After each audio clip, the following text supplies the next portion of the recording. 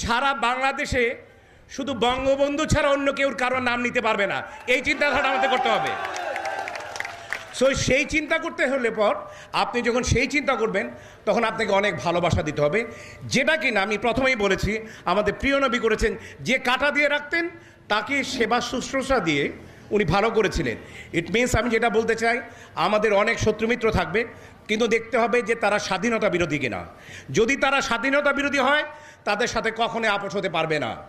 যদি স্বাধীনতা বিরোধী না হয়, যদি আমরা বঙ্গবন্ধুতে বিশ্বাসী না হয়, তাদেরকে যদি বলে কয়ে আমরা বঙ্গবন্ধুতে বিশ্বাসী বানাতে পারি, আমার মনে হয় এক বছরে যদি 10 জনকে বিশ্বাসী বানাতে পারি, আমরা মনে করি, আমি ব্যক্তিগতভাবে মনে করি বঙ্গবন্ধু সাংস্কৃতিক গোষ্ঠীর সেন্ট্রালের প্রেসিডেন্ট হিসাবে আমি ব্যক্তিগতভাবে আমি মনে করব যে ওইটাই আমার জয়, যে আমি 10টি লোককে অন্তপক্ষে বঙ্গবন্ধুর ব্যাপারে কোনো দ্বিমত পোষণ করতে পারছে না।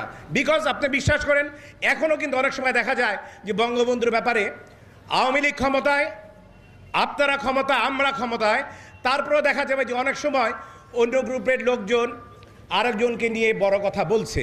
বঙ্গবন্ধুর ব্যাপারেও দু এক সময় কটু কথা বলতে তারা ছেড়ে দেয় না।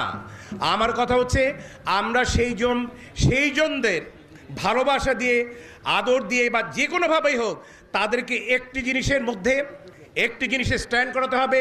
তোমরা যে কোনো ব্যাপারে কথা বলো, বাট যখন বঙ্গবন্ধুর ব্যাপারে কথা বলবে সেই ব্যাপারে কোনো রকম মতবিরোধ থাকতে পারবে না।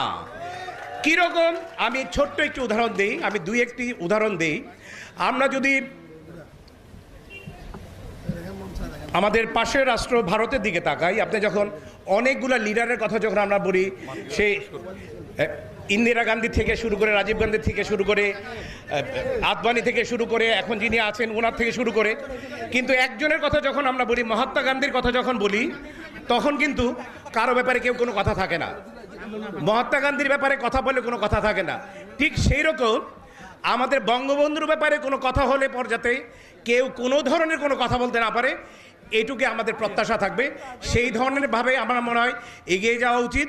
এবং আমি আবারও বলবো যে আমি যে আজকে যেখানে এসেছি, আমার 3টি জায়গা, শ্রেষ্ঠতম জায়গার 3টির একটিতে আমি উপস্থিত হতে পেরেছি এবং আপনাদের মাঝে দাঁড়াতে পেরেছি।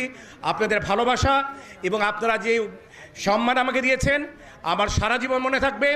আপনারা ভালো থাকবেন, সুস্থ থাকবেন। জয় বাংলা, জয় বঙ্গবন্ধু, দীর্ঘজীবী হন আমাদের মাননীয় প্রধানমন্ত্রী।